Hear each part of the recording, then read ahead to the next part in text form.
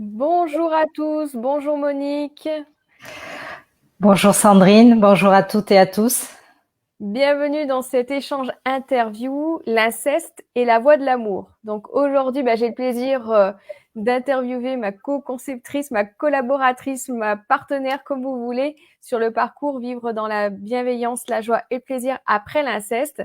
Et aujourd'hui, j'ai souhaité l'interviewer sur l'inceste et la voix de l'amour. Donc voilà, on va commencer sur ce sujet-là et dans un premier temps, je vais me présenter et vous expliquer pourquoi j'ai été amenée à interviewer Monique sur ce sujet-là dont elle me parle beaucoup et elle me guide beaucoup aussi dans le cadre du parcours sur cette voie de l'amour. Donc j'avais envie de vous la partager. Donc pour les personnes qui ne me connaissent pas, je suis Sandrine Gallet, j'accompagne les hommes et les femmes qui ont vécu l'inceste sur leur chemin de résilience pour passer de la maltraitance à la bienveillance et de la violence à l'abondance. Donc j'incarne moi-même ma résilience suite à l'inceste de mon grand-père maternel, aux violences et aux maltraitances que j'ai subies et à une endométriose sévère et handicapante. En fait, ce que je fais, c'est que je transmets les clés de conscience qui me traversent au travers de mon parcours. J'utilise mon tambour, mes tambours et ma voix pour pratiquer des connexions énergétiques au travers de voyages chamaniques et galactiques. Ça permet en fait d'ouvrir, de se libérer, de se reconnecter à soi-même et au monde subtil grâce à sa guidance intérieure. Donc moi, sur mon chemin de résilience, j'ai commencé en étant dans le combat avec mon passé, en lutte avec le traumatisme de l'inceste, qui me laissait beaucoup de séquelles émotionnelles et physiques. Comme j'aimais à le dire, j'avais l'impression d'être handicapée émotionnellement. Et puis, au fil du temps, j'ai accumulé finalement de la colère envers moi-même, en voyant que j'arrivais pas à me sortir des répétitions à l'âge adulte, notamment voilà des violences conjugales, du harcèlement au travail, que j'arrivais pas à créer ma vie et m'ouvrir à l'abondance de la vie. J'en ai même développé une endométriose sévère, ça s'est imprimé dans mon corps physique de cette manière-là. Et puis, une fois que je me suis fait opérer pour cette endométriose, une opération lourde, j'ai fait le choix de me donner la priorité en me laissant guider parce que ça me permettait de rentrer en amour avec moi-même, me donner la priorité. Voilà, j'ai senti que c'était un guide pour moi d'être en amour pour moi-même et de faire les choses dans ce cadre-là. Et j'ai pu ainsi ouvrir de nouvelles portes, notamment celle de la bienveillance, pour créer pas à pas une vie riche de sens et de création. Voilà, et Monique, elle est la spécialiste de la guérison des traumatismes par l'énergie d'amour. Elle est guide de vie et animatrice en constellation familiale et systémique. Et comme je vous disais tout à l'heure, elle est aussi la co-créatrice du parcours d'accompagnement, Vivre dans la bienveillance, la joie et le plaisir après l'inceste. Elle a elle-même vécu l'inceste de la part de son frère aîné et est le fruit de l'inceste. Elle a également eu énormément de maltraitance et de répétitions de l'adolescence à l'âge adulte, que ce soit du harcèlement scolaire, des violences conjugales, du harcèlement au travail. Et là, dans ce cadre-là, dans tout ce que je vous ai expliqué par rapport à moi-même, ma réflexion, je souhaitais que Monique puisse partager son point de vue, sa vision sur le chemin de la guérison via cette énergie d'amour que l'on peut entreprendre lorsqu'on a vécu l'inceste et que l'on découvre également pour certains, c'est le cas de Monique, que l'on est aussi le fruit de l'inceste. Donc merci Monique, d'avoir accepté cette forme-là d'interview, puisqu'on collabore sur plein de domaines, mais là on n'avait jamais fait cet exercice-là entre guillemets. Donc c'est avec plaisir parce que je trouve que voilà, quand on part sur ces échanges, il y a beaucoup de clés de conscience, il y a beaucoup de choses qui nous amènent à découvrir de nouvelles choses par rapport à guérir de l'inceste. Donc je te laisse te présenter, puis après on échangera sur les questions que j'ai pu préparer. Je t'entends pas. Hop. Pardon, c'est bon, tu m'entends? Oui, je t'entends. Donc, rebonjour déjà. Donc, je vois qu'il y a certaines personnes qui sont en train de nous rejoindre. Et donc, tu as déjà dit beaucoup de choses, donc je vais faire bref. Donc, je m'appelle Monique Laura. Je suis guide de vie et en développement personnel et j'anime des constellations familiales et systémiques. Et ça m'a semblé une évidence à un certain moment à force de faire du travail sur moi et de voir que, en face, il n'y avait pas forcément le répondant par rapport aux outils, par rapport aux approches des thérapeutes, à un moment de dire que finalement, il y avait des choses à amener et je me suis autorisée à descendre sur ce terrain-là. Et parce que si ce que j'ai vécu, ce qui est ma propre expérience, toutes les canalisations, parce que de plus en plus, j'ai ma puissance et mes capacités extrasensorielles qui se développent, si je peux mettre ça au service des autres, c'est doublement résilient pour moi parce que j'ai fait mon parcours de résilience et le fait de pouvoir transmettre et que ça puisse être des clés de conscience, des déclencheurs, des outils de résilience pour les autres, et ça donne encore plus de sens à l'expérience de vie que j'ai eue.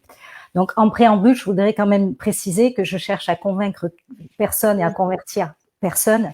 Moi, ce que je vous amène, c'est ma propre expérience, c'est mon propre vécu. Donc, et que les personnes prennent ce que ça résonne pour elles. Donc, c'est juste transmettre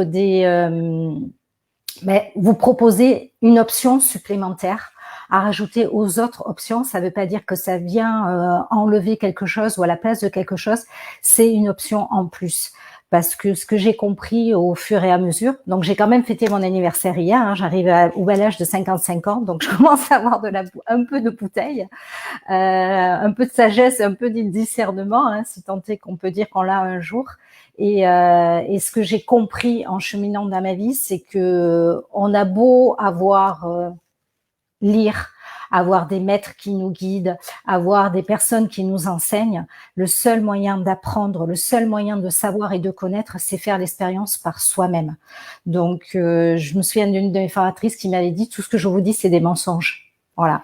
C'est-à-dire, elle disait une chose, parce que c'est vraiment dire, ok, on nous dit les choses, mais après, il faut déjà les vibrer, sentir que c'est juste, et ensuite les vivre. C'est parce qu'il y a que vraiment en les vivant dans son corps, en le vivant dans l'action, que c'est pas de l'ordre du mental, c'est vraiment de l'ordre de l'expérience, mais avec tout ce qu'on est dans cette incarnation, donc avec son corps, avec ses émotions, avec son âme, énergétiquement parlant.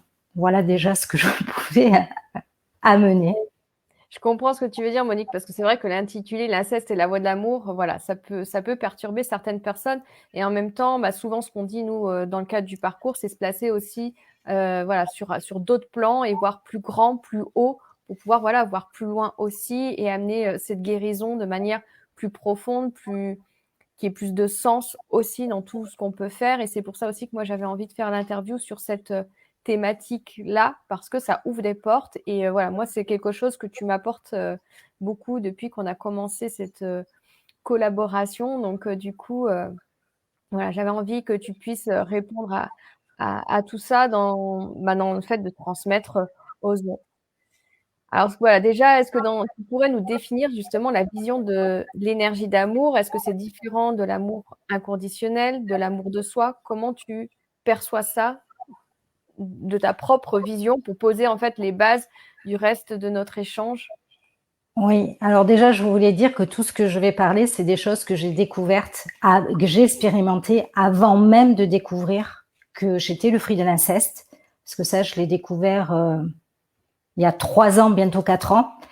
Et que ensuite j'avais vécu l'inceste, je l'ai appris il y a 2 ans et demi. Donc tout ce que je vais parler, ça m'a encore plus, c'est une base sur laquelle je me suis appuyée au moment où j'ai découvert l'inceste, mais je l'avais déjà expérimenté en amont, parce qu'à la base, moi, quand je me suis mis en chemin, c'était pour me guérir des violences conjugales. Alors ça a été très traumatisant pour moi parce que ça a duré 13 ans, parce que ça a été répétitif et parce que ça a été violent sur tous les plans.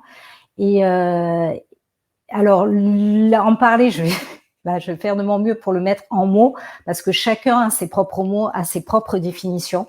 Donc, prenez vraiment ce qui résonne. Et pour moi, si vous voulez, c'est que après les mots, c'est une question de grammaire, de syntaxe. Chacun, on parle tous de la même chose, mais on y met des mots différents. Et c'est difficile de mettre en mots parce que, comme j'expliquais tout à l'heure, c'est vraiment quelque chose qui se vit, qui s'expérimente. Et donc, si je dois le mettre en mots, ben en fait, on baigne dans l'énergie d'amour comme le poisson dans l'eau. En fait, on n'en est pas vraiment conscient parce que c'est un état d'être naturel. On se pose pas la question de comment on respire, si on a accès d'oxygène, ça se fait tout naturellement. Et l'énergie d'amour, la vraie énergie d'amour, c'est ça. On est en fait, on est né d'une étincelle d'amour. On est là, on est entouré d'amour. On a des connexions d'amour et d'âme avec les autres. Et sauf que c'est tellement naturel comme le fait de respirer qu'en fait on s'en rend pas compte, c'est pas quelque chose de conscient. Je dirais que la seule partie de nous qui elle en est constamment consciente parce qu'elle est totalement là-dedans à 1000% et tout le temps à chaque nanoseconde, c'est notre âme. Après qu'on l'appelle notre âme, qu'on l'appelle être conscient, notre conscience, qu'on l'appelle être divin, voilà, chacun y met le mot qu'il veut. Mais en tout cas, une chose est sûre, c'est que c'est à l'intérieur de nous, c'est pas à l'extérieur. Parce que souvent, on a tendance à placer le divin, Dieu, comment on l'appelle, à l'extérieur de nous, alors qu'en fait, il est à l'intérieur de nous. On est tous une partie divine et le tout forme, le divin forme ce que moi j'appelle le Dieu, l'univers. On est tous partie intégrante de ça. Sauf que voilà, notre esprit, notre mental, notre condition imparfaite dans l'incarnation fait qu'on perçoit les choses tout autrement de la réalité. La réalité, ben, c'est notre âme, c'est cette partie illimitée, éternelle et pleine d'amour et constamment connectée à cette énergie d'amour. Ben voilà, notre esprit, notre mental, notre corps, notre imperfection fait que non seulement on les perçoit autrement, mais carrément on perçoit l'exact contraire. En fait, c'est comme dans un miroir, voilà, on voit les choses inversées, ou alors quand on se voit dans l'eau, carrément, on a la tête en bas, les pieds en haut, et voilà, c'est vraiment ce qui se passe.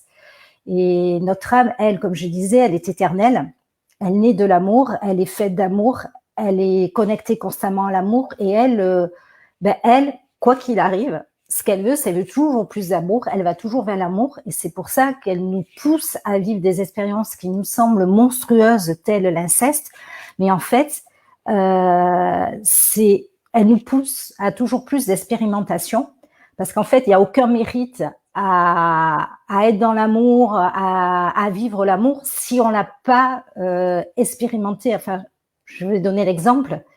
Je veux dire, gravir l'Everest, c'est le faire par soi-même. C'est pas regarder un documentaire qui nous montre qu'on a gravé, comment on gravit l'Everest, ou on explique comment gravir l'Everest.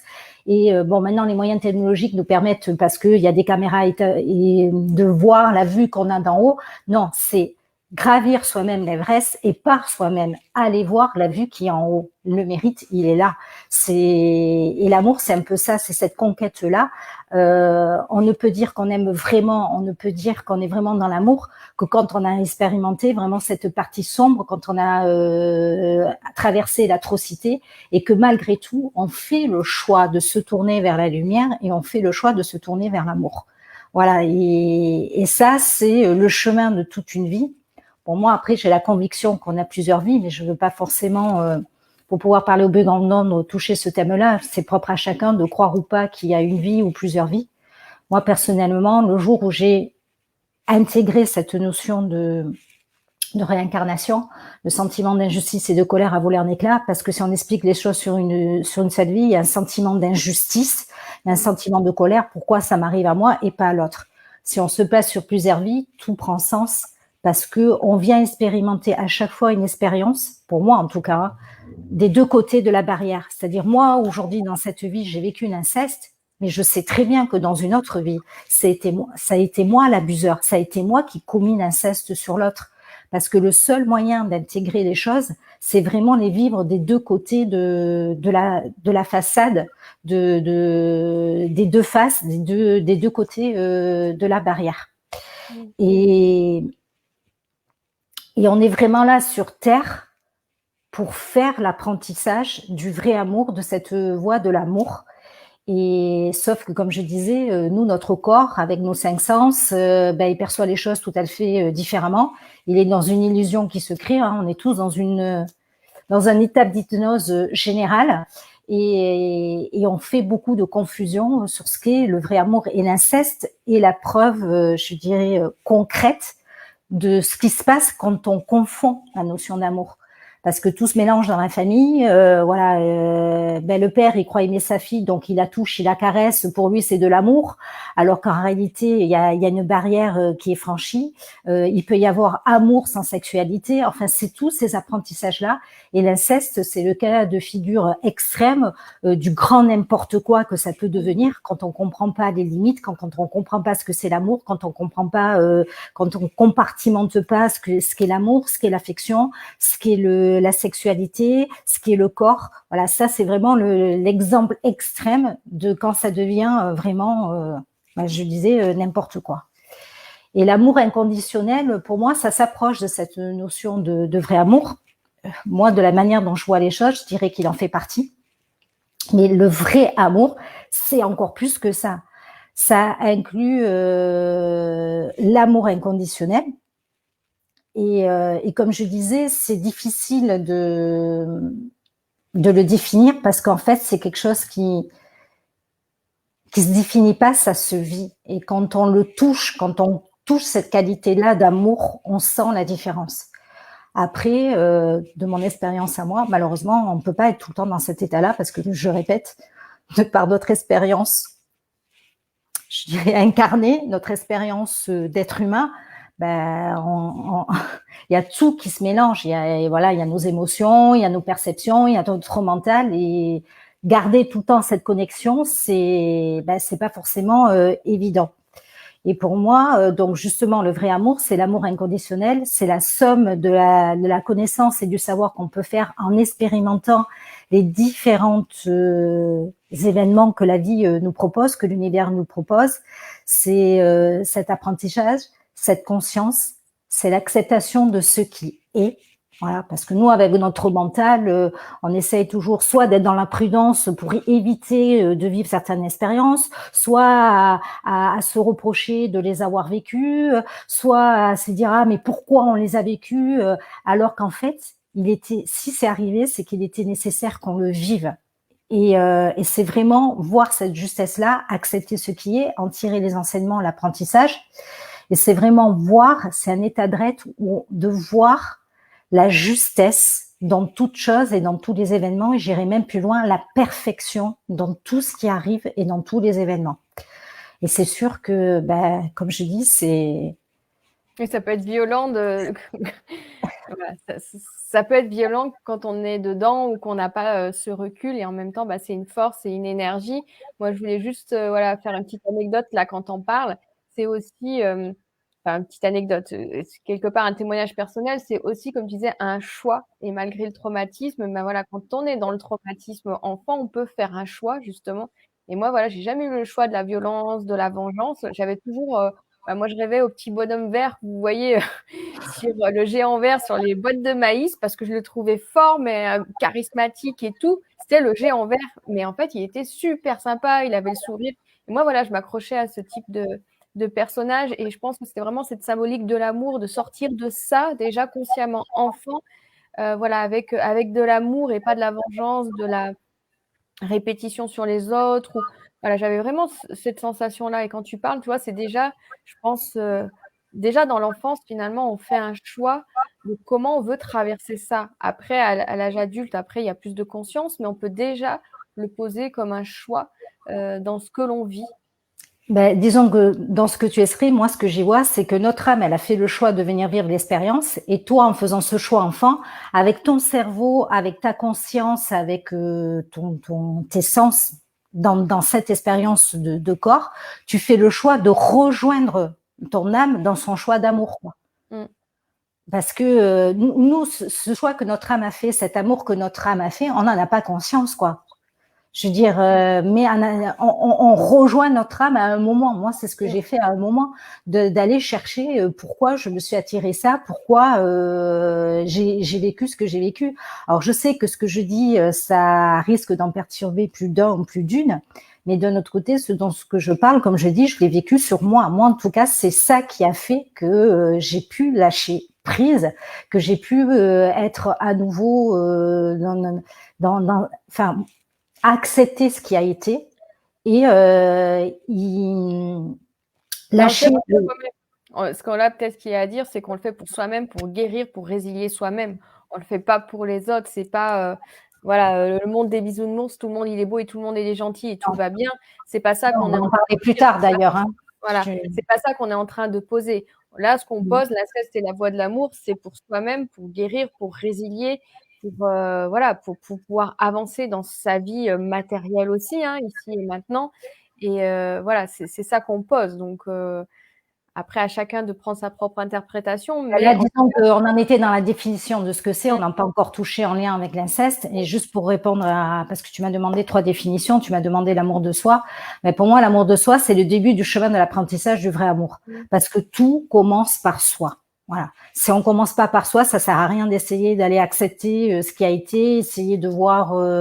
Voilà, c'est d'abord l'amour de soi et ça commence par le fait de voir que voilà, on a le choix de prendre la responsabilité de sa vie, on a le choix de prendre la souveraineté de sa vie, on a le choix de devenir acteur de sa vie, on a le choix de s'aimer, on a le choix de se donner de l'amour, on a le choix de se dire qu'on mérite. Voilà, ça commence par soi, parce que de toute façon, en règle générale, qu'on ait vécu l'inceste ou pas, si on commence pas par soi, on peut pas contribuer pour les autres et pour le tout. Souvent, il y a beaucoup qui donnent l'exemple dans un avion, si la cabine est dépressurisée, que les masques à oxygène tombent, il faut d'abord mettre le masque pour essayer ensuite, si c'est d'aider son voisin à le mettre. Mais si on commence par aider son voisin, on sera déjà mort avant même d'avoir pu finir d'aider l'autre à le mettre, parce que ça va tellement vite.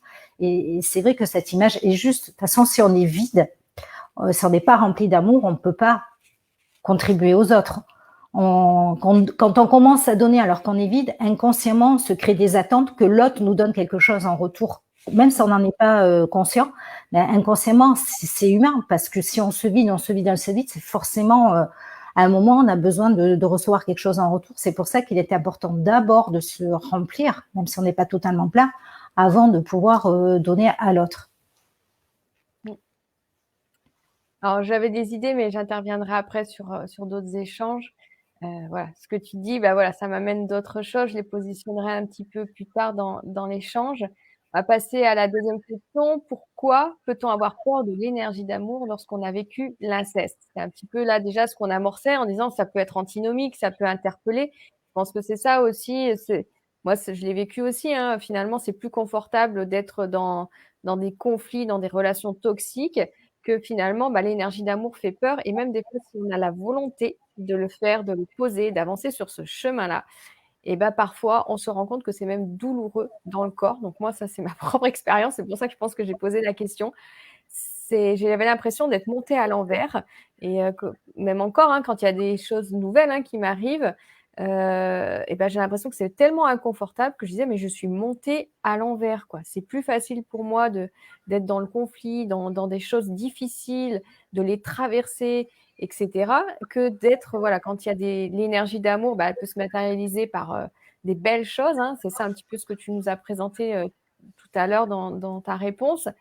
Et voilà, de se dire, mais c'est douloureux, ça me fait mal, et c'est pour ça aussi que, je pense qu'il y a un recul, un rejet et une peur de l'énergie d'amour lorsqu'on a vécu l'inceste. Alors, si tu peux nous expliquer le pourquoi, comment toi tu vois les choses par rapport à ça. Ce dont tu amènes et que tu parles, c'est moi ce que j'appelle le sentiment amoureux ou l'amour terrestre. Et c'est pas ça le vrai amour. Voilà, pour moi, c'est pas ça l'énergie d'amour. C'est pour ça que c'est difficile. Alors, je sais que dans d'autres langues, il existe plusieurs verbes pour le mot amour. Hein. Je sais qu'en grec, il en existe. Dans le grec actuel, il en existe 4. Dans le grec ancien, il y en a 8. En italien aussi, on a 2 mots différents. En espagnol aussi. Et c'est vrai qu'en français, on n'a qu'un seul mot pour l'amour. Mais en fait, c'est encore autre chose, quoi. C'est sentiment d'amour.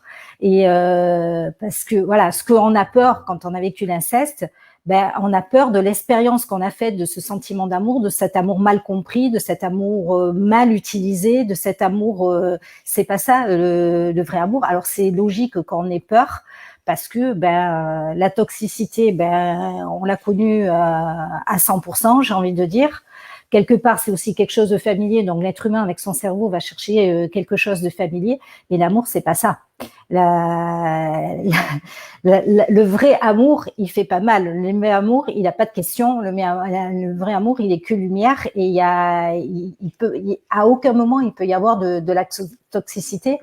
Et après, ce qui peut se passer quand on cherche l'amour dans une relation de couple ou dans l'amitié ou autre, dans le cas où on a vécu l'inceste, c'est que on attend de l'autre qui nous aime, on attend de l'autre qui prenne soin de nous. Et comme je disais tout à l'heure, ça commence par soi d'abord.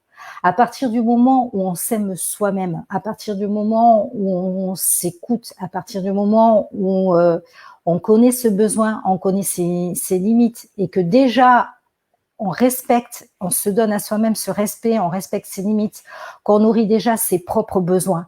En automatique, on va déjà reconnecter au fur et à mesure cette vraie énergie d'amour. On va changer de vibration et c'est à ce moment-là qu'on va tirer à nous la personne qui viendra encore plus éventuellement nous aider à cheminer dans cette voie de l'amour. Parce qu'il faut quand même être conscient d'une chose, dans la relation de couple et dans la relation amicale, et encore plus avec les enfants, c'est un creuset d'expérimentation extrême. Voilà. Les deux creusets plus extrêmes qui nous mettent, je dirais, à l'épreuve et qui nous font travailler au maximum sur nous, c'est la relation de couple et la relation avec nos enfants. Voilà. Surtout quand on est une femme, je suppose, parce que, je veux dire, c'est viscéral, on l'a porté dans notre ventre 9 mois, mais je veux dire, ça doit pas venir de l'autre. C'est souvent, on parle souvent, ici du moins de ce que je connais, notre moitié, mais l'autre il n'est pas notre moitié, quoi. Ou alors on devient plus qu'un, oui, mais lequel des deux? Donc on reste un être entier, l'autre il vient en plus et 1 + 1 = 3. Pas voilà, on forme une troisième entité. Et c'est sûr, de ce qu'on a vécu quand on a vécu l'inceste, l'amour ça fait peur, la relation de couple ça fait peur. Mais en fait, c'est cette expérience qu'on a vécue qui est, comme je disais tout à l'heure, l'inceste, c'est l'exemple, je pense, extrême. Alors la notion d'amour, c'est du grand n'importe quoi. Je veux dire, il y a tout à reprendre. Et on a encore plus de mérite à s'être donné cette expérience au niveau de notre âme, à venir remettre de l'ordre dans tout ça, parce que c'est sûr que partant de l'inceste pour arriver à remettre de l'ordre et à vraiment toucher ce qu'est le vrai amour, c'est un très très long chemin. Alors moi, ce que je dirais aussi pour... Oui, pardon, je t'ai coupé. Non, vas-y. Pour compléter, il y a aussi, parce que moi, ça a été compliqué pour moi, c'est que quand tu dis justement d'expérience et réexpérimenter, le fait d'aller vers la voie de l'amour, que ça soit voilà, avec quelqu'un en relation, ou je dirais même plus loin sur cette énergie d'amour, de s'apporter des choses positives, aller vers le progrès, la réussite, voilà, l'abondance. Il y a aussi, pour moi, il y a aussi cette notion-là que j'y mets. C'est aussi retraverser finalement des douleurs du passé voilà, qui amène à cheminer aussi sur notre guérison et notre résilience. On peut avoir les choses dans notre quotidien et ça nous ramène justement voilà, à être dans des prises de conscience, si on y va, sinon ça reste dans l'inconscient, ça peut être douloureux physiquement, émotionnellement, mais si on tire le fil, on va dans la conscience de notre passé et justement, voilà, ça démêle, on va dire, un petit peu tous les fils de ce qu'on n'a pas eu, de ce qu'on a manqué, de cette violence et qui fait que, voilà, une fois qu'on est dans cette prise de conscience, on peut revenir dans la relation ici et maintenant, dans la relation, voilà, que ce soit avec quelqu'un ou la relation finalement à la vie, parce que pour moi, il y a quelque chose de mort quand on a vécu l'inceste, il y a quelque chose qui s'est figé et ça permet, voilà, pour moi, cette douleur, c'est le fait de retraverser des choses qui se sont, voilà, figées dans le corps, que ce soit émotionnel, psychique, physiquement, et d'oser faire l'expérience, c'est aussi voilà, faire le choix de guérir, le fait de faire le choix de résilier quoi qu'il se passe, voilà, que ça soit une relation courte, que ça soit une relation pas forcément évidente, voilà, quand ça peut être aussi avec les enfants, mais de se remettre dans cette énergie d'amour, ça fait voilà, ça fait retraverser un flux d'énergie à l'intérieur de soi. Et je suis d'accord avec toi quand tu dis c'est comme mourir quand on vit l'inceste. Surtout qu'après, à l'âge adulte, on s'attire des répétitions. C'est en général par les répétitions qu'on retrouve qu'on a subi l'inceste. Mais comme tu dis, notre corps, nos sens nous envoient le message qu'on est mort, qu'on a subi quelque chose d'extrême. Mais le fait est que le jour où on le découvre, en attendant, on est toujours en vie. Donc, si on est toujours en vie, c'est qu'il y a forcément quelque chose à l'intérieur de nous qui est plus fort que tout. C'est-à-dire que pour moi, c'est cette énergie d'amour qui fait qu'on reste en vie. Parce que, comme je te dis, pour moi, c'est l'âme qui est éternelle, qui elle est pleine d'amour, qui nous pousse à être là, quoi qu'il arrive. Parce que si vraiment on avait voulu mourir, ben, on serait mort, quoi. Je veux dire, on se serait suicidé, on serait allé dans des dépendances, on serait allé dans les destructions, on serait allé et si on est encore en vie, c'est qu'il y a quelque chose de plus fort que tout qui nous pousse, qui nous anime à l'intérieur. Comme je disais, il faut vraiment avoir une forte énergie d'amour pour accepter de venir vivre dans une incarnation l'expérience de l'inceste.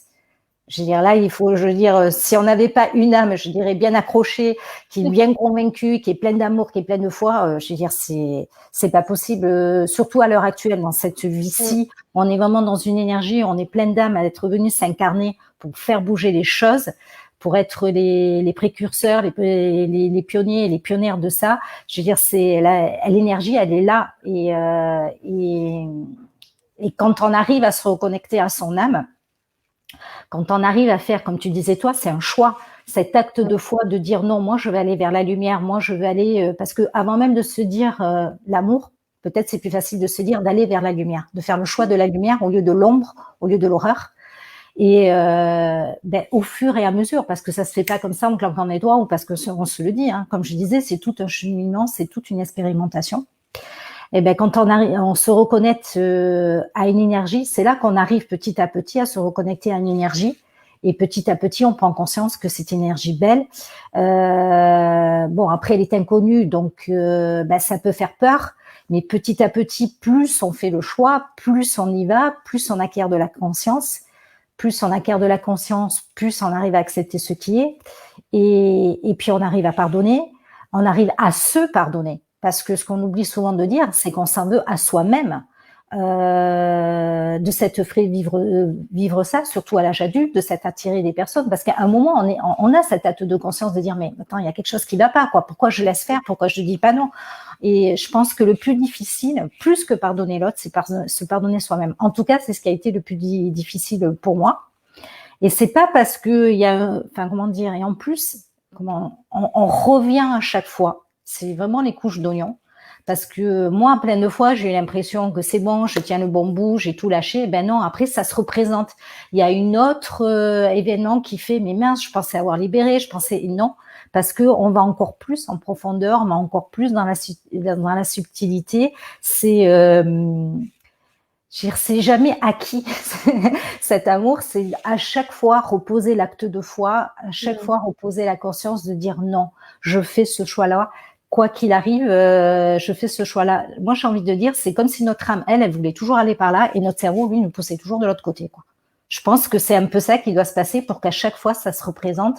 Et en fait, ça demande vraiment un alignement pour à chaque fois ramener les deux ensemble au centre. Vraiment un acte en conscience à chaque fois de se réaligner.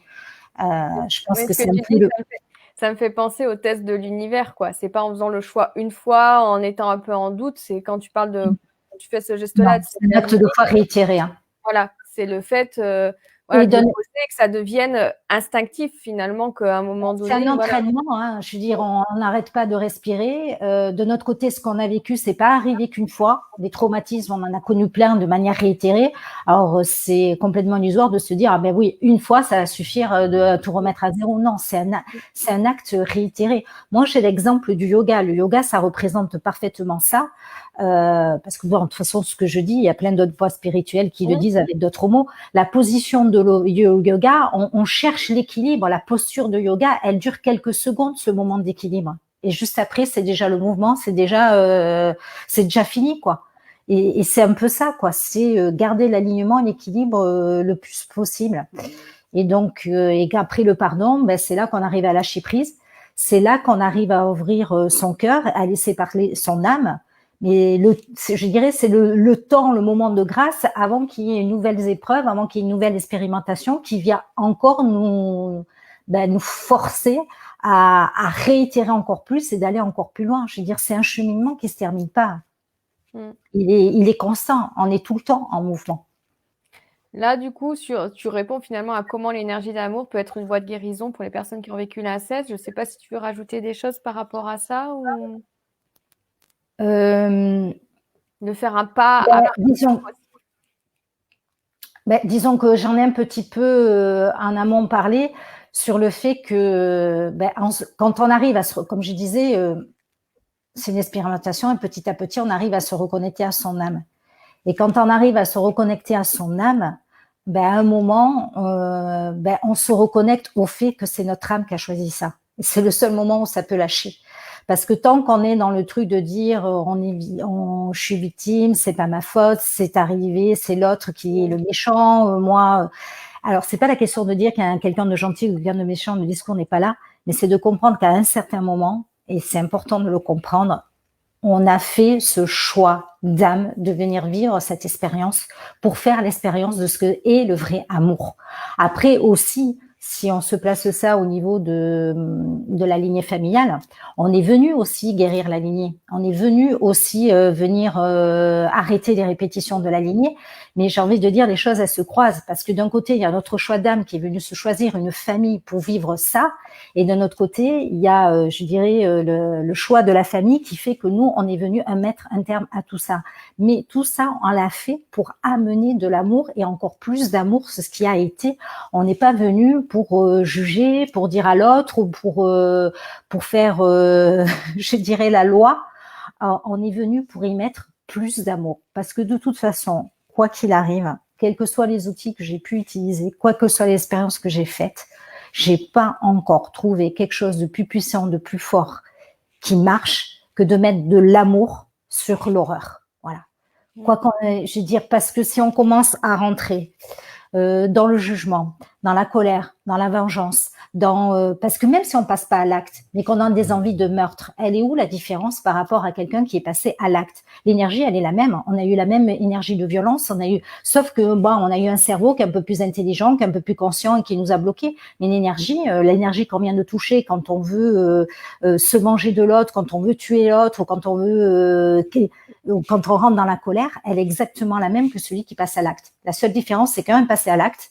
Et l'autre, il a été capable de se retenir, mais il n'en passe pas moins derrière. Donc l'énergie derrière, c'est pas ça. C'est vraiment ils mettent de l'amour, prendre de la hauteur.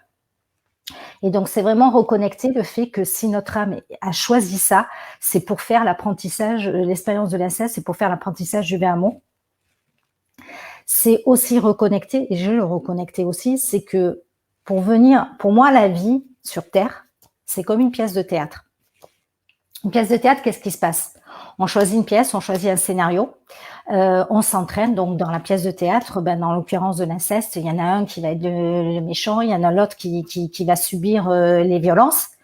On va bien jouer la pièce, mais une fois qu'on est dans les coulisses, en fait, on est des partenaires de travail, voire des amis et autres. On se félicite en se disant waouh, mais toi tout à l'heure quand tu as joué ce rôle-là, quand tu m'as dit cette réplique-là, waouh, c'était puissant, c'était voilà, mais j'y ai vraiment cru et tout. Voilà. Et moi, c'est comme ça que j'expliquerai l'expérimentation terrestre. C'est qu'au niveau de notre âme, il y a de l'amour, il y a de la complicité, il y a l'envie d'évoluer, il y a l'envie de jouer un scénario, il y a l'envie de vivre une expérience vraiment enrichissante qui vraiment va faire évoluer les choses. Et tout ça pour expliquer qu'en fait, il y a un contrat d'âme qui fait que moi, dans cette vie, je suis venue vivre l'inceste. Et j'ai passé un contrat d'âme avec mon frère qui, lui, qui a joué le rôle de l'abuseur. Et pour accepter de venir se jouer ce genre de scénario en amont, il faut énormément d'amour, de foi et de confiance au niveau de l'âme pour accepter de se mettre autant à l'épreuve. Et c'est prendre conscience que l'autre est l'instrument de notre progrès. Et je répète, pour ceux qui croient à l'incarnation, de la même manière que dans cette vie, je suis venue le vivre en tant que victime, et dans une autre vie, je l'ai déjà expérimenté, ou voire je vais l'expérimenter, d'être moi-même l'abuseur. Parce qu'on ne peut être dans la justesse, dans la vraie expérimentation, que si on a vécu l'expérience sous tous les angles. Sinon, il n'y a pas de mérite à ça. Et moi, je sais qu'en tout cas, ce qui m'a fait prendre conscience de ça, c'est bon, moi, j'adore les constellations familiales, hein, c'est pas pour rien que maintenant j'en anime. Maintenant, je sais plus depuis combien d'années j'ai découvert ça.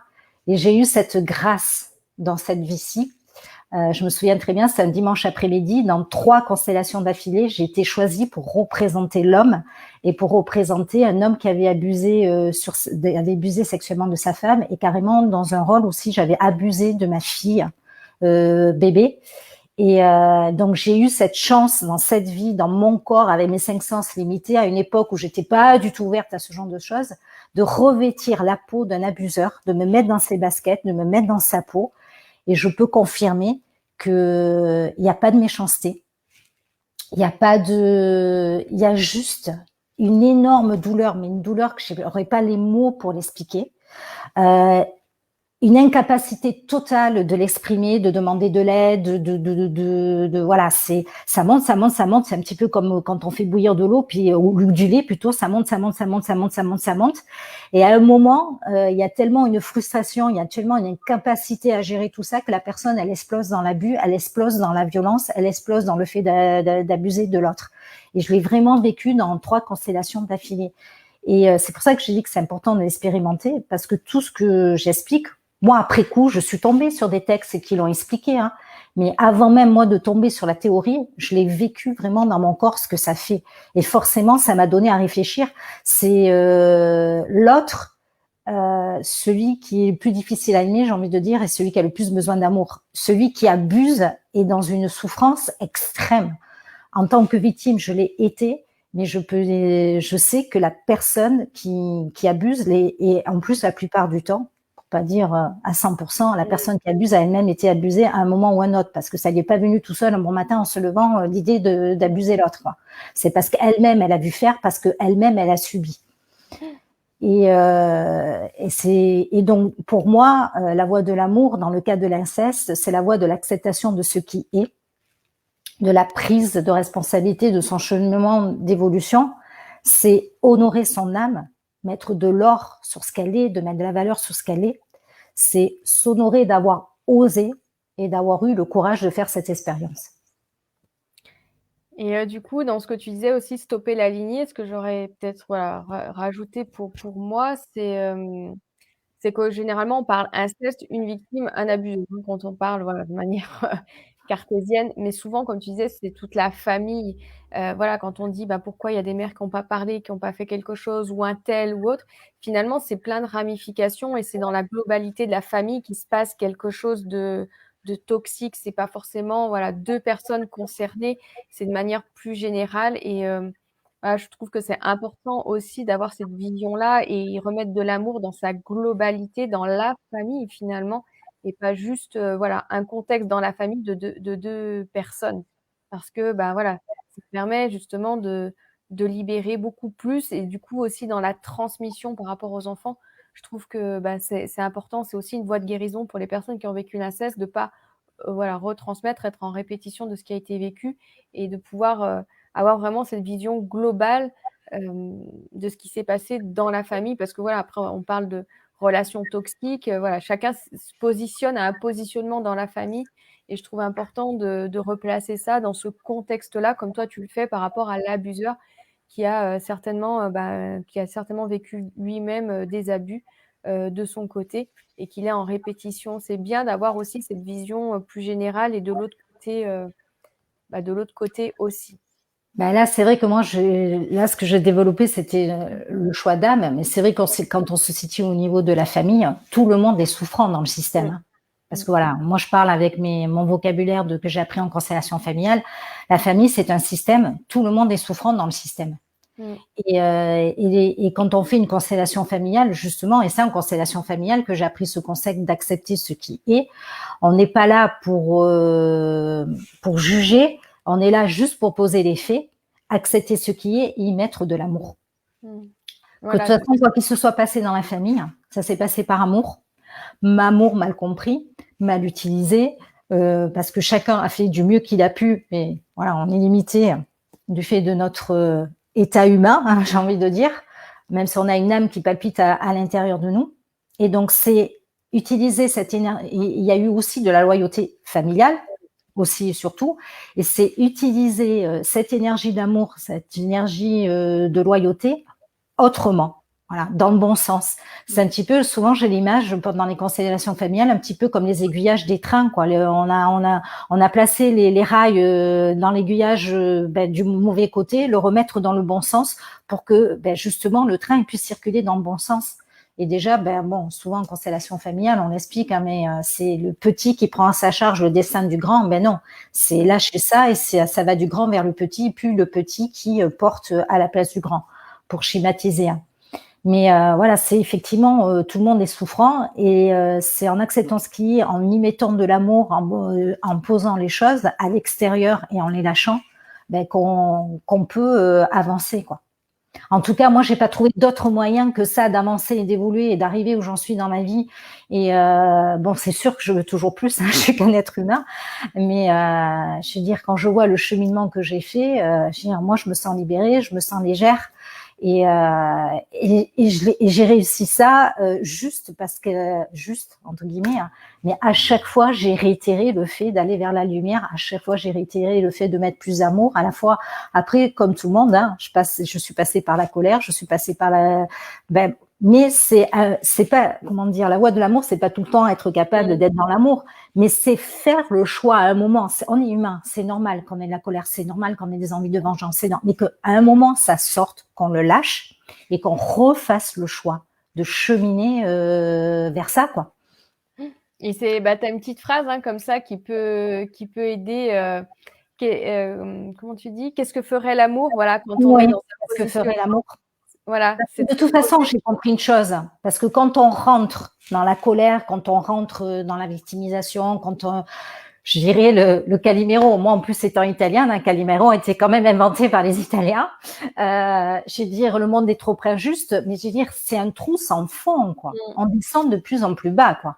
Et quand on fait le choix, qui est difficile, hein, je dis pas que c'est facile de dire non, ok, moi je prends de la hauteur, non, moi je descends plus à ce niveau-là, j'essaye d'avancer, d'évoluer, de monter, ça marche, quoi.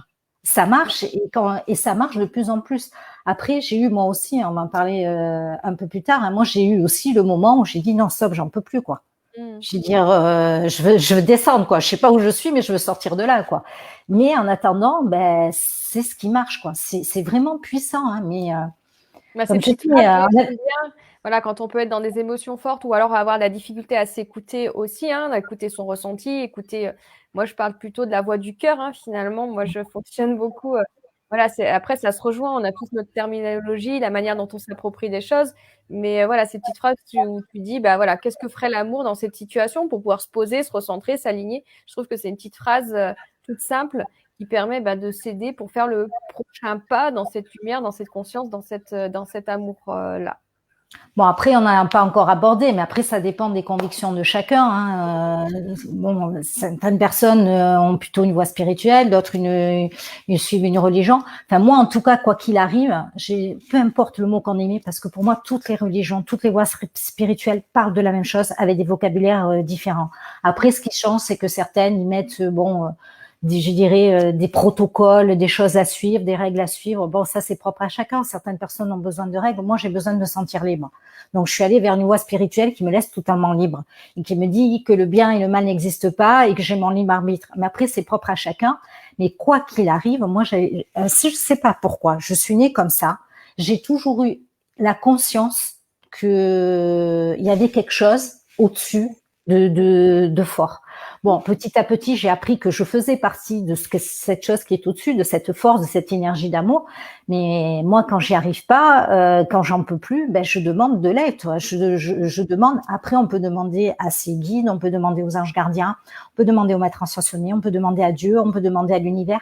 Peu importe, parce que à la limite, j'ai envie de dire, même si vous croiriez à rien du tout au-dessus, demandez. Parce qu'en fait, en réalité, quand on demande à au-dessus, ou à quelque chose de plus fort, ou même au petit bonhomme vert que tu pouvais demander toi, en réalité, la demande, on est en train de la faire à son âme, on est en train de la faire à soi-même, on est en train de poser une énergie. Et quand avec cette énergie-là, cette intention-là, ce désespoir, je dirais, de dire mais j'en peux plus, mais je veux m'en sortir, parce qu'en réalité, c'est ça ce qui se passe. eh ben, on reçoit, quoi. Et ça marche. Mais ça marche, c'est juste impressionnant à quel point ça marche. Mais il faut pas demander en se disant ouais bon je le fais, on va voir ce qui se passe. Non non, c'est pas avec le mental, c'est avec une qualité d'être, une qualité d'énergie qui part de là, qui part des tripes. Je veux dire c'est parce que toi Oui, c'est pour ça qu'on a le test de l'univers. Quand on parle du test de l'univers, c'est voir si on est vraiment convaincu de notre choix, si on va être déterminé et qu'on va continuer dans cette voie-là.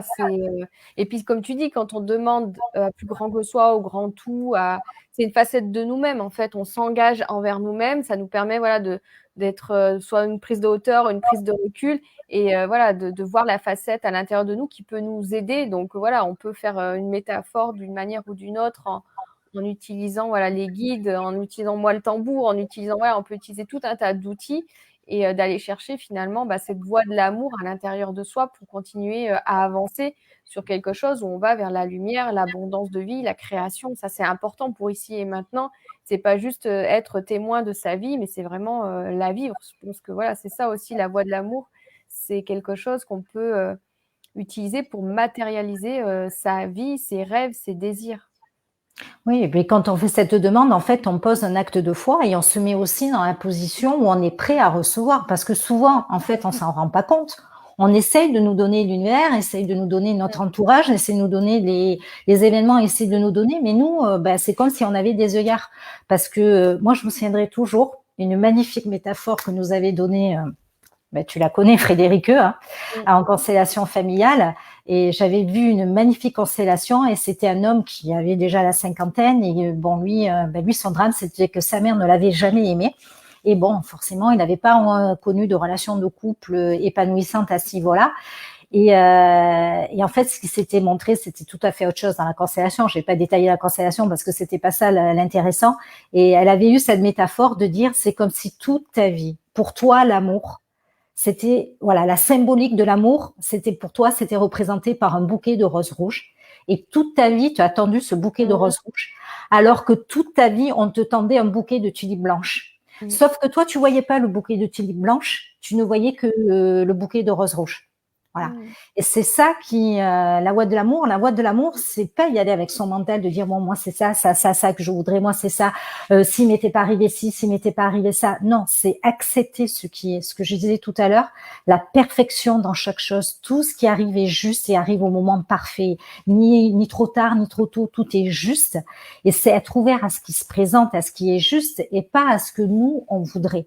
Et là, il y a des choses qui s'ouvrent, il y a des choses qui se passent. Et c'est juste impressionnant. Bouddha le disait, hein, il y a deux grands malheurs dans la vie, ne pas avoir ce qu'on veut et avoir ce qu'on veut. Parce que des fois, on veut tellement quelque chose qui, en fait, n'est pas du tout ce dont notre âme, notre cœur et notre corps a besoin, quoi. Mais on le poursuit jusqu'au jour où on s'aperçoit que c'était pas ça, quoi. Et des fois, en poursuivant quelque chose qui n'est pas juste pour nous, on tombe justement sur ce qui est juste pour nous. Et tout ça, c'est le vivre. Voilà. Parce que comme je disais, la prudence n'est pas une qualité de l'âme et du cœur. Hein. La prudence, c'est une protection de notre mental, quoi. C'est oser le vivre. Et il n'y a que ça qui est vrai et qui est juste. Et je voulais te demander si l'on souhaite prendre cette voie de l'amour pour guérir, donc là c'est ce que tu nous as présenté, les clés, doit-on aimer notre passé et notamment les abuseurs? Parce que ça c'est un peu la question qui pourrait se mettre aussi dans le titre et en termes de lecture pour certains, l'inceste et la voie de l'amour, c'est un peu ce que je disais, à un moment donné on se retrouve dans le monde des bisounours et tout le monde il est beau, tout le monde il est gentil et on fait fi de ce qui s'est réellement passé. Non, c'est pas le monde des bisounours, je confirme. C'est pas du tout ça ce que je souhaite transmettre et j'ai jamais pensé que c'était ça. Donc, comme je disais tout à l'heure, au niveau de l'âme, d'âme à âme, l'amour est inné, la question elle se pose même pas. Et d'un autre côté, j'ai aussi amené le concept qu'il faut énormément d'amour et de confiance au plan de l'âme pour oser s'incarner avec une autre âme et jouer ces rôles de violence, d'abuseur, d'abusé dans cette incarnation. Mais on est une âme dans un corps, on est un être humain, on est une âme incarnée, j'ai envie de dire. Et dans ce plan humain, il en est autrement.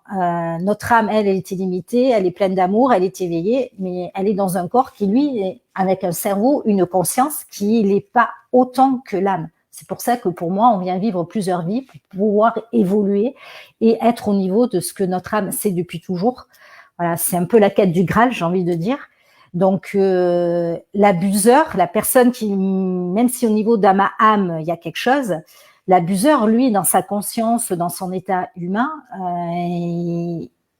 je dirais très souvent, pour faire ce qu'il est en train de faire, il n'a pas atteint un niveau d'évolution et de conscience qui lui permet de comprendre ce qui se joue vraiment, quelle est sa responsabilité, qu'est-ce qui se passe, qu'il est en train de faire un apprentissage de la voie de l'amour. Donc, nous, qu'on a cette conscience, c'est pas parce que nous, on l'a et qu'on l'atteint un jour que l'autre l'a et l'atteindra un jour. En général, c'est plus difficile pour quelqu'un qui est de l'autre côté de la barrière.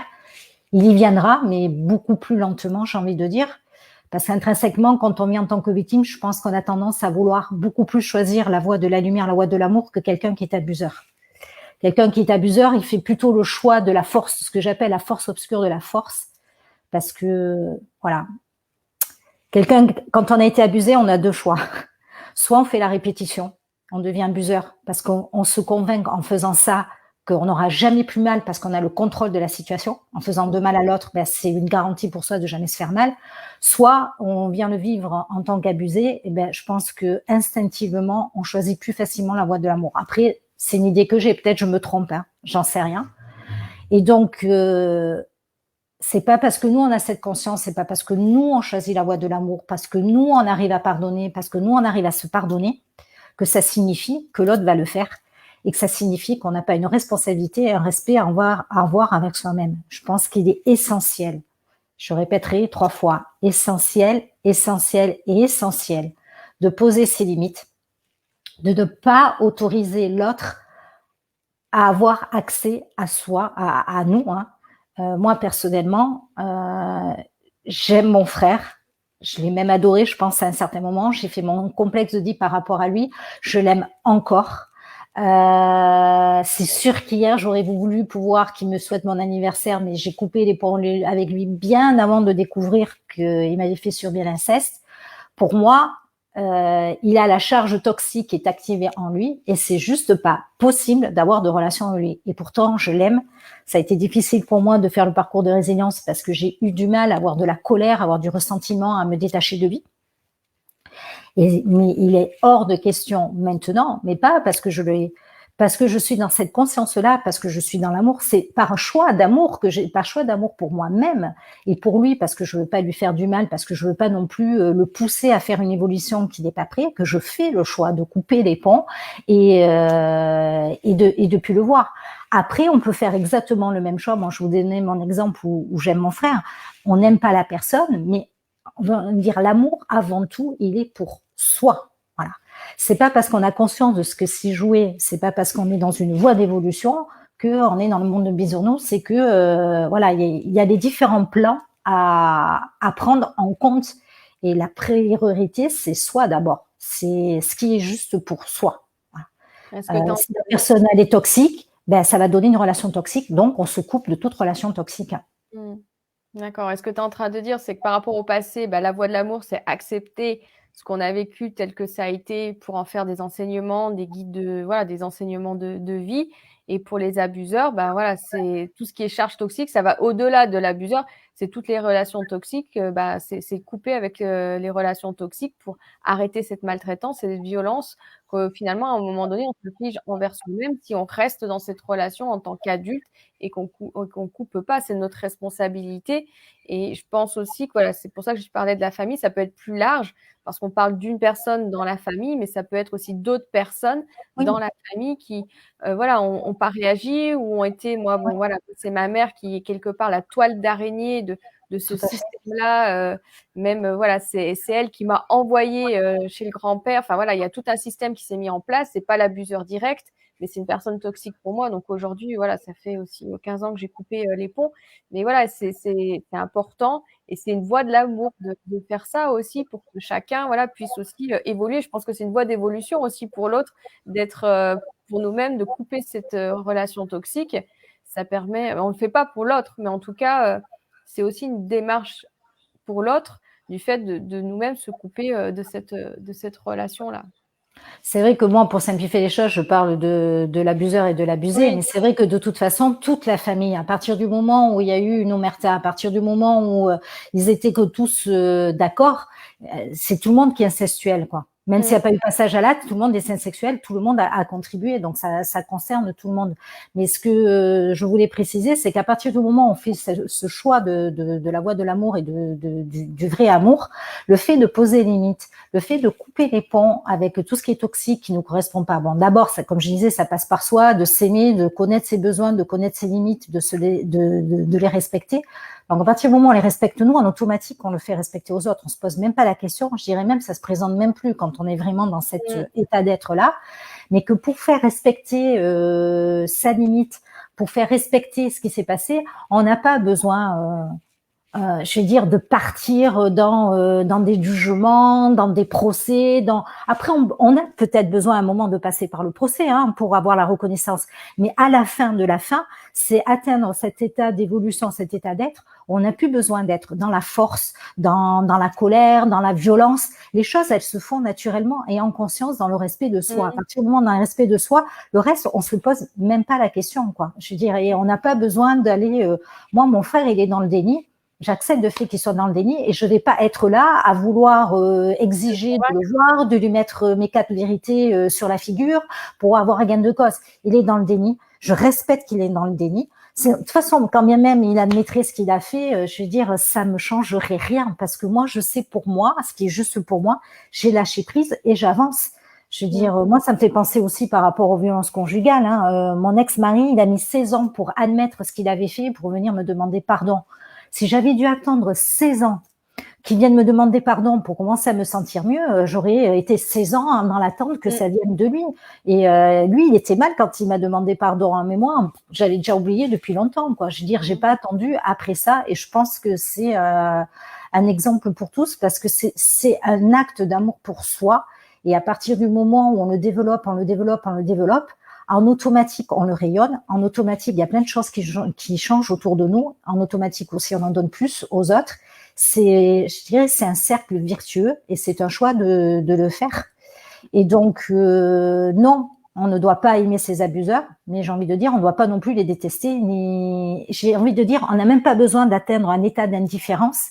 Je pense que l'état qu'il est important d'atteindre, c'est d'être clair et juste avec soi-même. Être clair avec soi-même et être juste clair avec soi-même et avec ses intentions. Voilà, d'être aligné. Voilà, l'intention, c'est quoi? C'est que on nous atteigne plus, qu'on nous fasse plus de mal, qu'on nous repousse pas à nous remettre dans cet état de douleur, de souffrance, de colère et autres, parce que forcément, si on repense au passé, ça peut remonter aussi. On n'est que des êtres humains. C'est dire non, moi, je décide de prendre que ça, ce soit archivé, que voilà, j'en retire l'expérience, mais je veux plus y toucher, quoi. Parce que chaque fois qu'on y repense, chaque fois qu'on reparle à les personnes, on retouche à cette énergie qui nous descend vers le bas. Oui, et puis Alors que après, c'est ce qui crée les répétitions des relations toxiques dans notre vie. Après, c'est un cercle vicieux là-dedans. Et moi, ce que j'entends dans ce que tu dis, finalement, ça nous sert à nous émanciper de notre passé quelque part. Moi, c'est ce qui me vient, c'est de se dire, voilà, on s'émancipe de tout ça, comme on peut s'émanciper de manière plus normale, on va dire, quand on est jeune adulte par rapport à sa famille. Mais là, c'est vraiment faire tous ces actes pour nous-mêmes de respect, de couper les relations toxiques, que quelque forme que ce soit, permet de s'émanciper de son passé, de plus être dans cet état de victime et de pouvoir voilà, passer sur des enseignements, moi je l'appelle comme ça, et être victorieux de cette histoire-là. Il y a quelque chose qui est de cet ordre-là quand on va chercher le procès et que, voilà, comme tu disais, c'est une forme pour certains. Quand on fait son cheminement et son chemin de guérison pour soi-même et qu'on va au bout du bout, c'est de se sentir victorieux de cette histoire-là parce qu'on en a fait quelque chose. Voilà, c'est ça que j'entends dans ce que tu dis. moi, que je sache, ceux qui ont fait un procès, c'est pas pour autant, même s'ils l'ont gagné, qu'après ils se sont sentis mieux. Après, moi, personnellement, quand j'ai découvert la vérité, je l'ai découvert, comme j'ai dit, il y a 2 ans et demi, tout de suite, j'aurais voulu pouvoir faire un procès, hein. Mais après, j'ai compris que c'était juste un besoin de reconnaissance et que ce besoin de reconnaissance, ben, je pouvais le nourrir par moi-même, quoi. Bon, c'est sûr que ça s'est pas passé dans quelques mondes de doigts, hein. Ça a pris des mois avant que j'en arrive à cet être-là. Mais le message surtout que je veux faire passer, non, surtout pas. On n'est pas obligé d'aimer notre abuseur. Mais il est essentiel pour moi d'arrêter de le détester, quoi. Parce que Oui, parce que sinon ça crée tout le temps une. tant qu'on est tant qu'on est dans ce fait de détester, ressasser le passé et tout, ben on est toujours dans cette énergie qu'on tourne en boucle et en fait on n'a pas coupé le lien, on s'est pas émancipé comme tu dis, quoi. Donc pas de l'indifférence, mais être juste aligné. Après des choses. Détaché, moi j'appelle ça le détachement. Moi je parle de ce détachement qui me permet de continuer à vivre ma vie, même si j'ai coupé, voilà, notamment moi avec ma mère, voilà, et ça m'empêche pas d'avoir des liens avec mon grand-père de l'autre côté. Voilà, c'est aussi, c'est pas du tout tout rien, c'est à chacun de sentir ce qui est juste pour pas justement se couper de certaines relations qui boostent, qui permettent d'avancer dans sa vie, qui sont nourrissantes. Et voilà, c'est de trouver l'équilibre entre couper les relations toxiques et pouvoir avoir des relations saines de l'autre côté, que ça soit à l'intérieur de la famille, dans le cadre amical, dans le cadre de ses proches. Voilà, c'est vraiment trouver un juste équilibre et pas être du tout tout rien pour pas être en rejet non plus de l'amour qui peut nous être apporté. C'est aussi une source et une ressource, même si on le trouve pour nous-mêmes et sur d'autres plans, c'est bien aussi de l'avoir au travers d'autres humains. Oui, puis être en conscience, parce qu'après ça peut changer, hein. On peut avoir envie de revoir la personne au téléphone au bout de quelques années, mais le faire en conscience, de savoir pourquoi on le fait et qu'on le fasse pour soi. Voilà. Ben moi, ça m'arrive aussi de temps en temps, il y a des bacs qui remontent, ben je laisse me traverser, puis après je refais le choix. J'ai dit ok, ben je me rappelle pourquoi j'ai fait certains choix, je me rappelle pourquoi, et puis voilà, et j'accepte, et puis ça passe, hein. Je veux dire, mais enfin, moi, en tout cas, je sais le focus que j'ai fait et je me tourne toujours, enfin, je réitère ce choix à chaque fois, quoi. Et du coup, par rapport à la voie de l'amour, quelles en sont les limites? Parce que là, c'est vrai que voilà, finalement, c'est plus grand, c'est quelque chose de, moi, je le fais de cette manière-là. Du tout, quelles sont les limites, ou voilà, les côtés plus difficiles de prendre la voie de l'amour? Pour moi, il y en a pas. Je sais pas, je sais que c'est pas la réponse que tu attendais ou Ah, que j'attends pas de réponse, moi, je pose la que les question. autres attendaient. Pour moi, il n'y a pas de limite parce que quand on est vraiment dans cet état d'être, dans ce vrai amour, moi personnellement, moi, il y a quelque chose qui s'ouvre là et bon, après, je peux pas te dire que je suis tout le temps connectée, mais moi, ça s'ouvre, quoi. Après, ben, c'est sûr que je peux avoir mes périodes noires et ça peut durer plusieurs jours, mais ça s'ouvre, quoi. Pour moi, s'il y a une limite, s'il y a un malaise, s'il y a quelque chose qui va pas, c'est qu'on n'est pas dans ce vrai amour. On est dans une illusion, on est dans un sentiment amoureux, on est dans quelque chose qu'on se raconte, mais ce vrai état, quand on le touche, même si au début on en a que quelques miettes, je veux dire, on a envie d'en avoir toujours plus, hein. Je ne sais pas comment l'expliquer. Manque de peau, ben on n'arrive pas toujours à le connecter, hein. Moi, je vois que bon, à l'heure actuelle dans ma vie, la difficulté, c'est la relation à l'homme. Et ben, je me vois faire de plus en plus, hein, de plus en plus, où ben il y a les fois où ben parce que je suis dans l'attente de quoi que ce soit, je peste et tout, parce qu'il a pas écrit, parce qu'il a pas fait ci, parce qu'il a fait ça. Mais après, quand je connecte ce vrai amour, ben je suis dans une bienveillance, je suis dans une acceptation, mais pas parce que ça veut dire que j'accepte n'importe quoi de l'autre, Oui, c'est mais ça parce que je me suis tellement auto-nourrie par moi-même, je suis tellement bien avec moi-même que ben, ce que peut faire l'autre, ça lui appartient. Et j'arrive à être dans cet état d'observation, dans cet état d'être et de vivre les choses comme ça, de plus en plus en temps réel. Pas qu'après coup, je me raisonne et je me calme, et etc. J'arrive de plus en plus à l'être et à exprimer les choses par rapport à moi, quoi.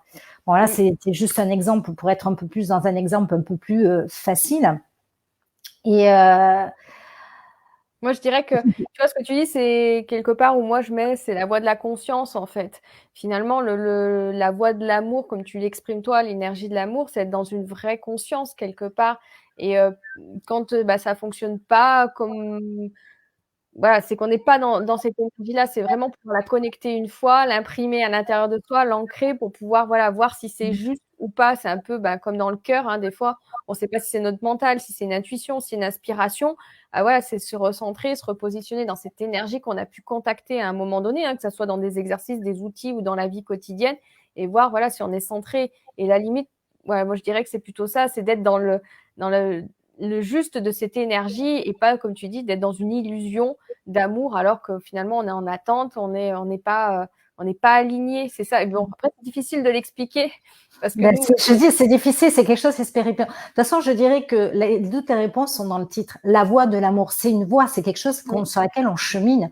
En fait, on n'est jamais arrivé. On continue perpétuellement à cheminer, à expérimenter, à faire des réglages, à faire des ajustements. Et j'ai envie de dire, ce qu'on m'a dit un jour, c'est de vivre comme une aventure, en fait. Voilà. Comme une découverte. Ouais, génial. C'est comme si on avait une carte au trésor qui est incomplète et on sait que le trésor existe. Mais en fait, voilà, et tout est à faire, tout à découvrir, des énigmes à résoudre. Voilà, c'est vraiment y mettre de la joie et de la légèreté. J'ai envie de dire un peu d'autodérision aussi. Je dis ça surtout pour moi parce que moi, j'ai tendance à être extrêmement exigeante avec moi-même, à me flageller parce que pourquoi je l'ai fait alors que je savais que ça allait encore donner ça, tati. Mais en fait, ça me fait grandir à chaque fois. Je pèse parce que moi, je suis quelqu'un qui voudrait toujours avoir 10 sur 10. Et en fait, non, c'est accepter le fait que des fois, je peux avoir 4, des fois, je peux avoir 7, que ma copine est à revoir. Et vraiment de voir le côté jouer, mettre de la légèreté. Oui, moi c'est le jeu, le côté ludique et le jeu. Moi j'utilise voilà le jeu J-E-U. Voilà, dans le jeu et pouvoir voilà comme tu dis, ça permet d'avoir un côté plus ludique et moins sérieux et moins d'enjeu en fait à ce que l'on peut traverser aussi. Voilà. Pour éviter des attentes trop fortes.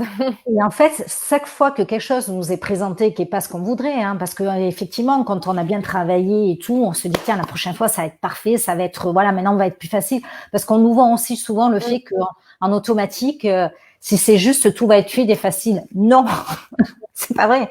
Il est important, comme tu dis toi, de persévérer, de réitérer, et c'est de voir qu'à chaque fois s'il y a quelque chose qui vient nous titiller, ben c'est une occasion.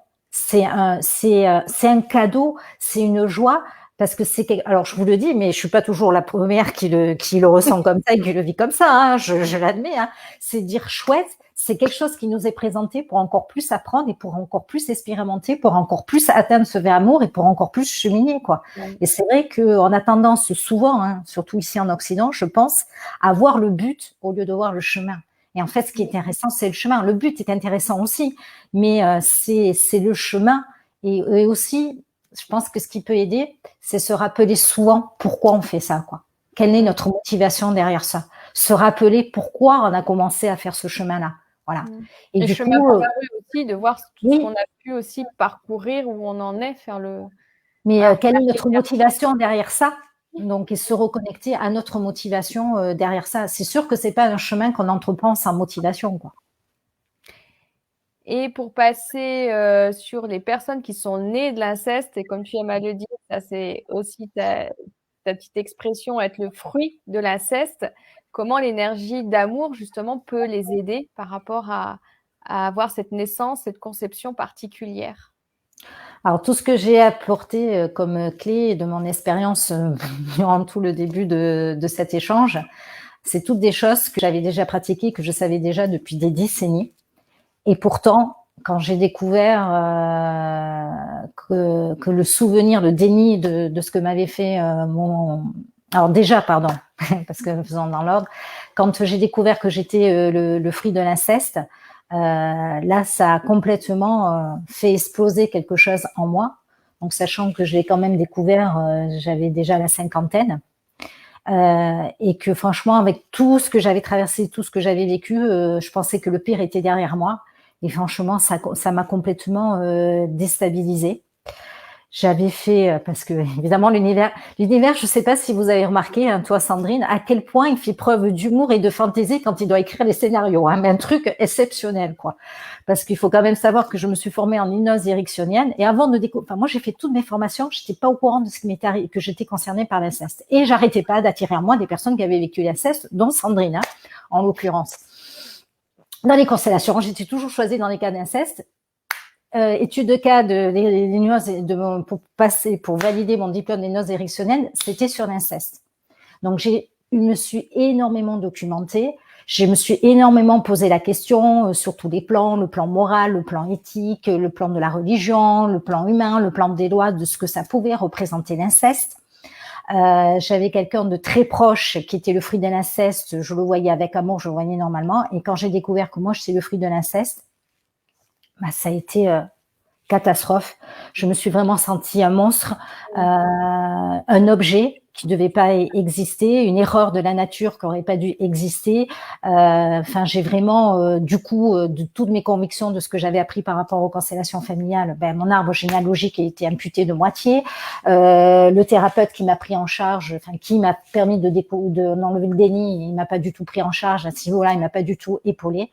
Et moi, je sais qu'à un moment, la prise de conscience, enfin l'acte que j'ai fait, l'acte de foi que j'ai fait, et ça a été de me rappeler que même si mon arbre, même si tout ça se manifestait en moi, mon arbre généalogique amputé, les grands-parents que j'avais adorés, parce qu'ils étaient déjà décédés, ben j'avais aucun lien de sang avec eux, donc s'ils avaient su que j'étais pas vraiment leur petite fille, ils m'auraient jamais aimé. Enfin, le truc, le marasme total. Et quand vraiment toutes mes fondations en terrestre, parce que là c'est tout qui a volé en éclats pour moi, je veux dire, je savais plus où j'habitais, et ben je me suis rappelé, j'ai eu ce truc de me dire, quoi qu'il arrive, mon âme, elle est toujours la même. Voilà. Cette spiritualité, cette connexion que j'ai en haut, ben ça change pas, c'est toujours pareil. Et moi, ça a été comme ça que ben, je me suis reconnectée par cette acte de foi en ayant cette pensée-là à ce que j'appelle moi cette énergie d'amour, cette énergie d'en haut. Et je me suis je me suis vraiment reconnectée en haut. J'ai prié, j'ai invoqué, j'ai demandé de l'aide. Le temps que ben, tout ce tsunami qui m'avait submergé, ben, ça s'est apaisé. Et ça a été une des pires périodes de ma vie, parce qu'après la deuxième, ça a été quand j'ai découvert que je l'avais vécu. Là, pareil, ça m'a bien. Et j'admets, j'avoue que ça m'a mis énormément, ça m'a pris énormément de temps, énormément de mois à mon échelle humaine, parce qu'après, sur le cours de ma vie et sur le cours de l'univers, ça m'a pris que quelques mois, ça m'a même pas pris un an, quoi. Ben, j'avais plus envie de vivre. Bon, je me suis pas suicidée parce que par rapport à mes convictions sur l'incarnation, ça sert à rien. Et il m'a fallu énormément de temps pour retrouver la lumière, pour retrouver la foi, pour retrouver l'amour. Et je peux dire que j'ai passé vraiment des mois entiers avec aucune perspective. Cette lumière, je la sentais plus là. Cet amour, je le sentais pas. Et j'ai fini par comprendre, une fois que j'ai traversé ce tunnel vraiment obscur, ben, qu'en fait, cet amour, qu'en fait, cette lumière, ben, l'image que je pourrais en donner, c'est comme avec le soleil. C'est pas parce qu'il y a le nuage, c'est pas parce qu'il y a la tempête, c'est pas parce qu'il disparaît, qu'on le voit pas, qu'il est pas là. En fait, il est toujours là et il finit toujours à un moment par réapparaître. Et je pense que c'est ça, en fait, la foi, quoi. C'est que quoi qu'il arrive, même si on le voit pas, même si on peut pas le toucher, même si on ressent pas le bénéfice, même si on n'arrive pas à se sentir mieux, ben, c'est réitérer j'étais vraiment une automate, Je ne sortais que pour faire mes courses. J'arrivais même plus à me lever, à sortir de chez moi pour aller me recueillir au lieu d'habitude où je vais me recueillir pour trouver des ressources. Mais à force, au bout de, je sais plus, ça a duré 3-4 mois, je sais plus. Il y a eu un moment où j'ai commencé à nouveau à recevoir des synchronicités. Bon, j'en demandais tous les jours, j'avais des petites synchronicités, mais où j'ai eu vraiment la synchronicité, le message qui a fait que petit à petit, je me suis remis en marche. Donc, je pense que c'est vraiment de la foi et de la conviction. Voilà. Et en même temps, ce que tu aimes à dire, c'est aussi, parce que là, on parle d'être né de l'inceste, le fruit de l'inceste, cette étincelle, cette étincelle d'amour, le fait que, voilà, si on est né, c'est qu'il y a l'étincelle d'amour qui était là. C'est pour ça que je le rejoins avec l'énergie, la voix de l'amour. Et que si on est là, c'est juste. Et que, voilà, c'est après tout ce que tu nous as expliqué sur le fait de vivre des difficultés dans l'enfance, qui en font après un enseignement aussi de l'amour pour soi-même. Mais voilà, que si on est né de l'inceste, voilà, on est quand même une étincelle de vie. Il y a eu une étincelle pour être là et qu'on en fait un trésor. Voilà, on honore cette vie comme tu peux le dire. Et c'est à nous d'en faire de beaux cadeaux dans la vie et de pas rester sur le statu quo. voilà, du côté terrestre, je suis née de l'inceste, mais vraiment avoir cette conscience qu'on est une étincelle de vie et on a été conçu grâce à une étincelle d'amour. Bon, ça, c'est issu des constellations. Je te laisse peut-être le développer Oui, un petit oui, non, et s'il y a une vie terrestre, c'est qu'à un moment, il y a une étincelle d'amour. Alors, moi, c'est vrai qu'à l'époque, quand je l'ai découvert, je pensais être issue d'une violence, et c'est bien plus tard, hein, c'est quasiment, ça a été l'année dernière que j'ai découvert qu'en fait, non, c'était une relation d'amour qu'ils avaient, hein. Mais peu importe, ça n'a pas changé. Mais comment dire, moi, ce que je constate, c'est que plus on s'ouvre à l'amour, plus du coup, on a des réponses que si on les avait su plus tôt, on aurait été soulagé de le peu. savoir plus tôt. Mais en fait, voilà, ça a été vraiment le cheminement qui a fait qu'on reçoit ce cadeau d'avoir des belles confirmations, quoi. Et je pense que cette voie de l'amour, c'est aussi accepter que ben, ça va pas toujours bien. On traverse ces moments d'ombre, mais je dirais, on peut pas avoir de mérite à atteindre l'amour si on n'a pas souffert, quoi. C'est pour ça que je dis que c'est un cheminement, que c'est la volonté d'y aller, la volonté de persévérer. Parce que s'il y avait aucune difficulté pour y arriver, si c'était tout simple, je dirais, on ne savourerait même pas ce que c'est. Parce que ça serait tellement acquis, ça serait tellement disponible. Donc, et c'est ça qui lui donne sa saveur, comme dans toute chose dans la vie d'ailleurs. Hein. C'est que ben on s'est battu, on l'a voulu, on l'a espéré, on y a cru, voilà. Et c'est ça qui fait que ben, du coup, ben, quand on croque dedans, mais ne serait-ce qu'une bouchée, waouh, ça devient, voilà, ça remplit tout, quoi. Et c'est Oui, accepter le fait que on perd cette connexion à l'amour, mais il est là, même si on le sent pas, il est là. et une fois qu'on l'a connecté par rapport à notre parcours, c'est comme ça que c'est intéressant aussi de regarder ce qu'on a parcouru. Ça dicte nos choix aussi. Je veux Oui, dire, par rapport à soi-même, il y a des choses, on va plus se poser la question, est-ce qu'on fait, est-ce qu'on fait pas? On connaît notre vécu, on connaît notre parcours, on a posé les actes de foi et de la voie de l'amour, et ça permet d'apprécier ce que l'on a aujourd'hui, de ce qu'on a réussi, voilà, à faire, à obtenir, à créer, et de faire des choix encore plus conscients, plus profonds, qui sont peut-être des fois en décalage par rapport à d'autres. Mais on sait pourquoi on les fait, parce qu'on a traversé tout ça, et on est, comment dire, on est intransigeant avec certains choix parce que, ben voilà, ils viennent du profond, plus profond de nous-mêmes, parce que voilà, on a traversé des choses difficiles et on veut pas retomber. Enfin, moi, en tout cas, hein, je veux pas retomber dans la maltraitance. Donc, il y a des choix des fois qui sont difficiles à faire, hein, parce qu'il y a la peur, il y a les doutes, etc. Mais quand je regarde d'un côté, je préfère aller du côté de la voie de l'amour et de l'abondance, parce que pour moi, c'est ça la voie de l'amour. Hein. La finalité, c'est accepter l'abondance, que ça soit relationnel. Moi, je trouve que ça passe par la relation, mais voilà, ça se duplique aussi dans la matière pour tout un tas de choses. Et des fois, les choix, ils sont pas faciles, mais ça permet, voilà, cette voie de l'amour, comme tu dis, qu'est-ce que ferait l'amour? Et quand on regarde notre parcours, on se dit oui, oui, je vais de ce côté-là, même si ça semble difficile, ou faire un pas un peu plus osé que d'habitude. ben, c'est ce que j'expliquais, le cercle vertueux. Et une chose aussi, du coup, quand tu dis ça, qui me vient à l'esprit, comme je disais, il fallait énormément d'amour et de confiance, et notre âme, elle les avait bien accrochés pour choisir cette expérience-là.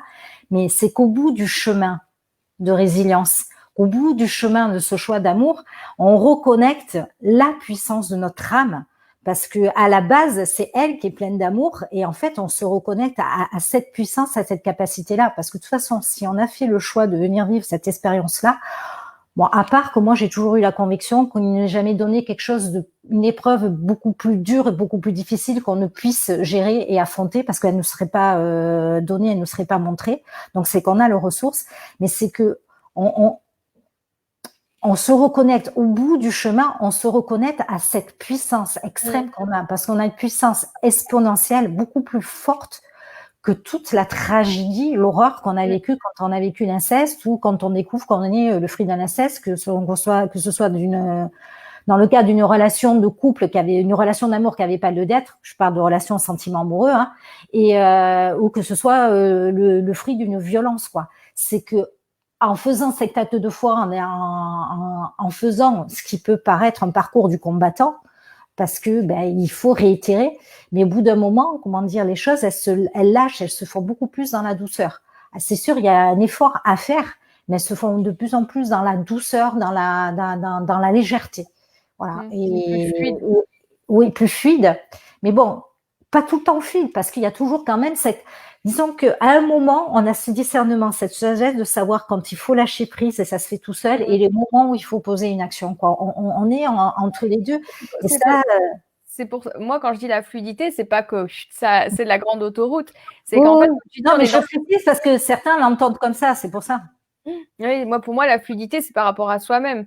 Oui, c'est une Le évidence en positionnement. fait. Moi, il y a des choses, elles deviennent évidentes. C'est ça. Oui.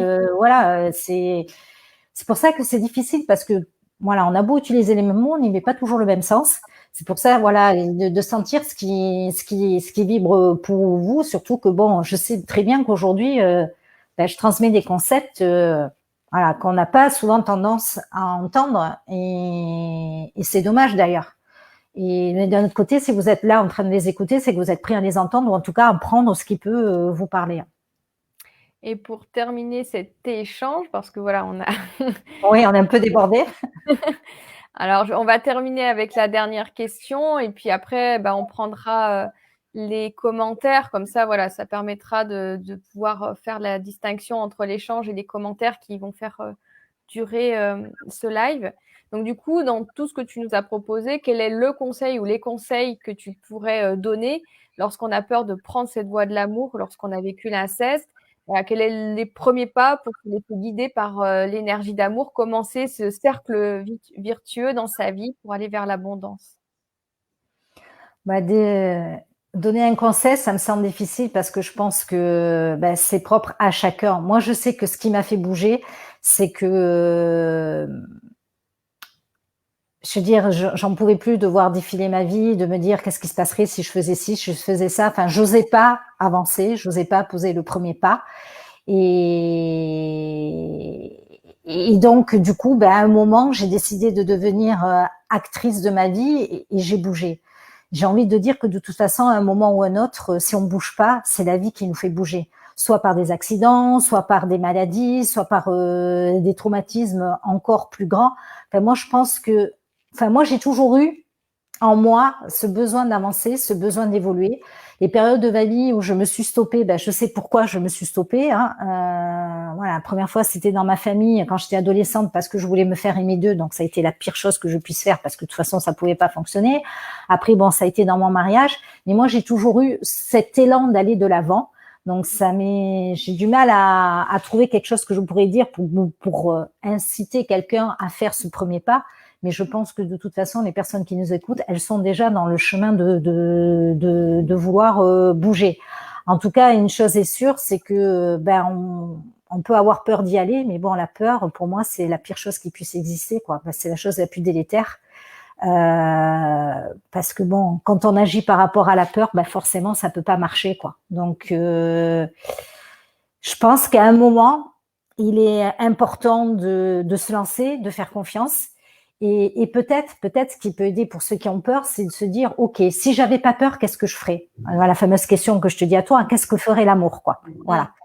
Et de Voilà, j'imagine, j'essaie de m'imaginer 5 minutes comme ça avec moi-même, j'ai pas peur. Voilà. Et de sentir, si j'ai pas peur, qu'est-ce qui se passe pour moi? Qu'est-ce qui me vient à l'esprit? Voilà. Une question qu'on peut se poser, c'est qu'est-ce que ferait l'amour? Mais ça peut être simplement de se dire, OK, je m'imagine, je me mets dans ma bulle et je m'imagine, j'ai pas peur, tout est possible. Voilà, si une fée vient me donner une baguette magique, qu'est-ce que je ferais avec, quoi? Et de sentir spontanément ce que dit notre cœur, ce que dit notre âme, ce que dit voilà. Et forcément, ça nous donne ben, la ligne directrice, parce que la ligne directrice, les conseils, c'est pas l'extérieur qui peut vous les donner.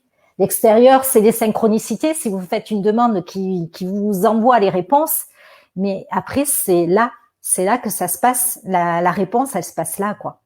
Et c'est ce qui permet après, du coup, d'être dans la bienveillance, la joie et le plaisir pour soi-même. Ça, c'est toujours important de revenir à soi. Et ça ne veut pas dire qu'une fois qu'on a fait ce choix-là, comme on disait tout à l'heure, ça ne veut pas dire que voilà, ça sera facile. On va certainement sortir de sa zone de confort. On va avoir des doutes, on va avoir des peurs. Mais en tout cas, on l'a posé à un moment donné. Moi, j'aime bien dire ça dans un espace privilégié. Hein, quand tu dis de faire cette démarche-là, c'est un moment avec les outils que vous avez. Hein, on a tous nos outils privilégiés et de le faire dans un espace cocooning, voir ce qui se pose, comme ça au moins, entre guillemets, on risque rien.